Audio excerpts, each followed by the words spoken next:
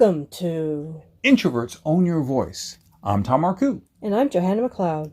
This episode is Get Strong and Believe in Yourself. Johanna, I have a question for you. When's a moment where you felt strong? Right after I gave a speech for Toastmasters, I really felt great because all the people were clapping and they really got into it. Excellent. And what that does is it connects with the first S. I have 3 S's. This is about getting strong and believing in yourself.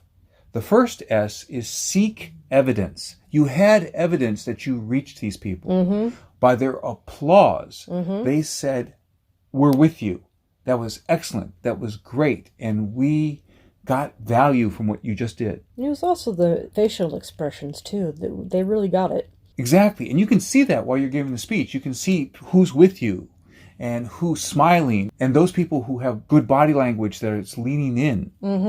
This conversation about the lean in moment. And so that's what we try to do with our communication, is we're trying to create that lean in moment where people are with you.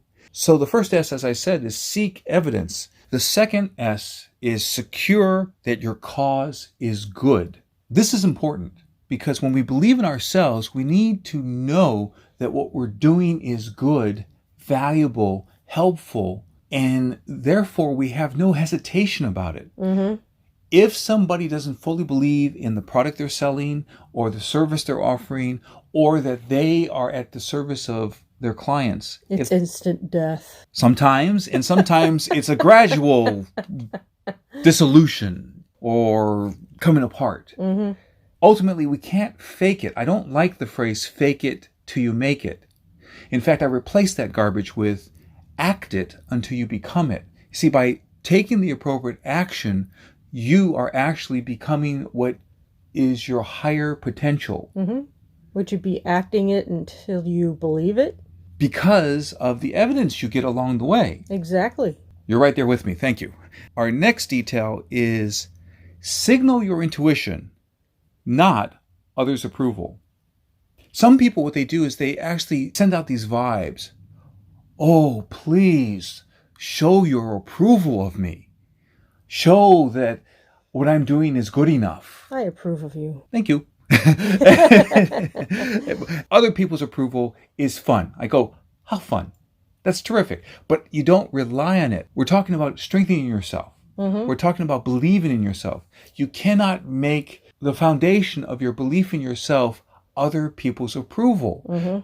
Because they wield their approval either like a weapon, or sometimes they hold it back because they don't have the ability to approve. They don't have the ability to approve of themselves or be loving or kind to themselves, so they can't be loving or kind to you.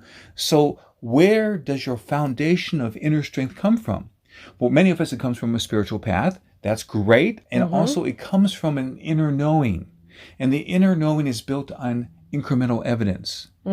One of the things I do with my clients is I do something called behavior change through incremental evidence.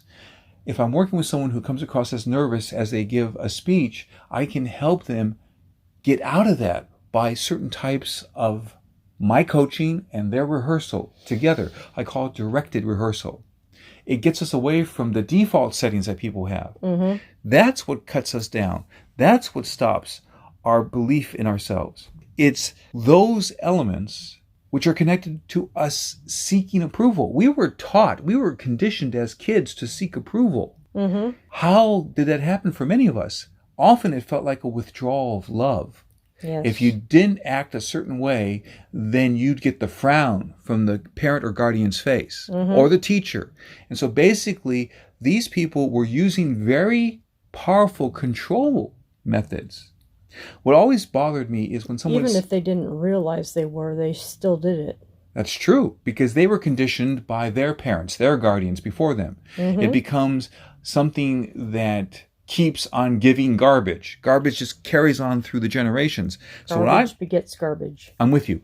And we want to break that cycle. And the way we break that cycle, once again, is these 3 S's. Number 1 was seek evidence. So you seek evidence that you are getting better. You seek evidence that you are bringing the best of you to each situation.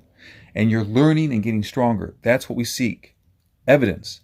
Then the second thing is we secure that your cause is good. You want to help people. You want to be at your best. You want to be kind, loving, compassionate, loyal, true. You want to show that you're intelligent and that you're bringing solutions to the situation. So your cause is good.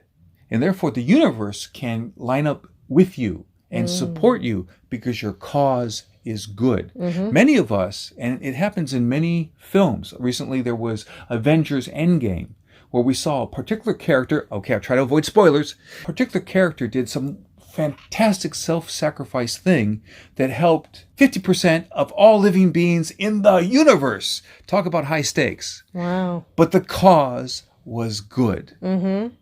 It actually brought tears to my eyes because this particular character, basically at the end of their life, as they have done this great self-sacrificing thing, you could see that they knew, and people around them who loved them were letting them know that they had done their job. They had done the good thing. The cause is good. It's crucial. It's central to much of our storytelling, our filmmaking, our books, our novels, but it's central to our lives. The cause is good. And then also signal your intuition. So your intuition is going to let you know it on a deep level, a gut level, a deep in your heart level, that you are on the path. You're fulfilling your purpose. You're fulfilling your destiny. And that's all based on intuition, not based on other people's approval. Do you have a process where we can understand the in your gut knowing? Yes. People often wonder that they have influences in their own thoughts. And we might call these voices. Not literally a voice, but just kind of a direction that's coming inside us. If the energy or voice is a voice that says contract, hide, don't take an appropriate risk, that's coming from a voice of fear. And fear is often tied into other people's approval. I don't want to lose their approval. On the other side is the voice of intuition, which suggests expand, appropriately experiment, take an appropriate risk. This idea of growing and expanding, that's from your intuition. It's not from the fear of being slapped down and losing approval. How can you tell when something's an appropriate risk? This is a big topic. I'm going to be very brief on this for now. It's covered in some of our other episodes. But specifically, an appropriate risk is one where you learn something, where you can grow, where you can create new good alliances. It's something that you don't lose the store, meaning you don't bet the whole enterprise on it. Although sometimes that does happen, but many times you don't have to if you're sharp and paying close attention and intelligent about how you approach it. But you see, growth, alliances, learning something, this is part of an appropriate risk. You may fail. That is, not get the results you prefer, but it's all building the foundation. We notice that many people who have an amazing success with something, like maybe someone was a television writer and eventually they create a show that is a huge hit, or maybe it has 3 seasons on broadcast TV and then it has 2 seasons on Netflix. Whatever happens in that process, the idea is it was all built up from all their experiences as a writer. Some things worked, some things failed, some things were half what they wanted, but that is all part of growing. To pull this all together, the idea of what's your intuition, I've already mentioned, it's about that part of you that wants to grow and learn and get stronger.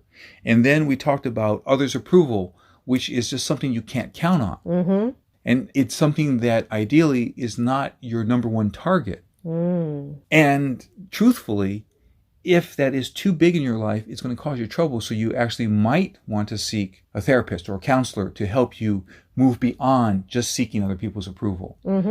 We start to know what is our truth, and our truth is independent of other people's approval. When you're on your path and you are expressing your truth and you are doing a good cause, helping humankind rise, when you're doing that, you can believe in yourself because it's built on something solid. This is a good time for a Marcoux moment. This is when I share an excerpt from one of my 47 books that are up on Amazon.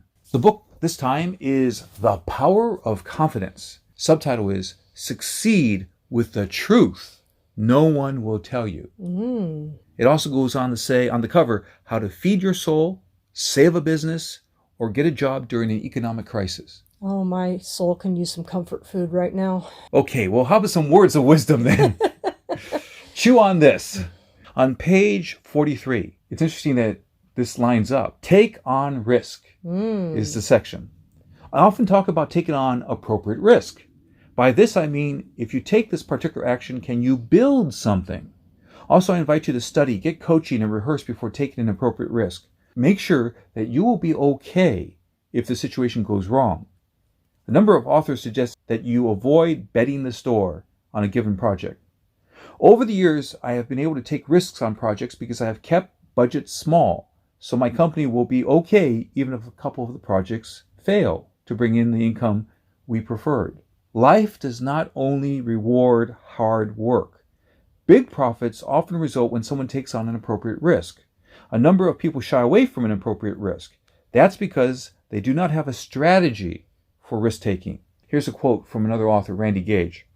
I will do what others will not do, so in the future I can do what others cannot do. And the next section is hone your persuasion skills. So the book is The Power of Confidence. Succeed with the truth no one will tell you. And the idea that we've been sharing here about get strong and believe in yourself is that you need to focus on evidence. You need to focus on having a cause that is good. You need to focus on your intuition, and you need to step away from being vulnerable to other people's approval. Johanna, I'm curious. What are you going to keep from our conversation? I really resonate with connecting with your own worth inside and not needing other people's approval. Excellent. I'm with you. Which means that you have to have the resources, the evidence, and the good feelings, and the clarity inside you, because you'll get a lot of noise from people out there. Exactly. Terrific. Thank you, Johanna. Thank you, Tom. Click to subscribe to this channel. And then you'll be supporting Johanna, me, and our message. Tom helps people in other ways. As a spoken word strategist and executive coach, I help people really connect and get yes. I help them with their speeches, pitches, video marketing, and networking. And I help them prepare for that crucial life-changing meeting. As you're ready to go to the next step, see special videos, find out about my books and coaching at getthebigyes.com/next step. And so remember, perform at your best with words, strategy, and rehearsal for your success.